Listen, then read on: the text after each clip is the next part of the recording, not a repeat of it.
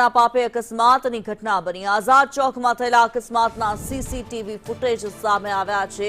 અચાનકથી જ બાઇક ખાડામાં ખાબક્યું। મનપાની ગંભીર બેદરકારી સામે આવી।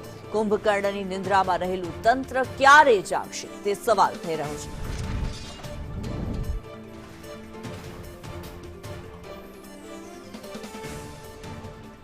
જૂનાગઢ મનપા તંત્રની ઘોર બેદરકારી હાલ સામે આવી રહી છે। જૂનાગઢમાં આઝાદ ચોકથી જે ઘટના સામે આવી, બાઇક પર સવાર એક દંપતી ખાડામાં ખાબક્યું હોવાની ઘટના સામે આવી રહી છે, જેમાં બાઇક સવાર જે હતા, બાઇક ચાલક જે હતા તે ગંભીર રીતે ઘાયલ થયા હતા।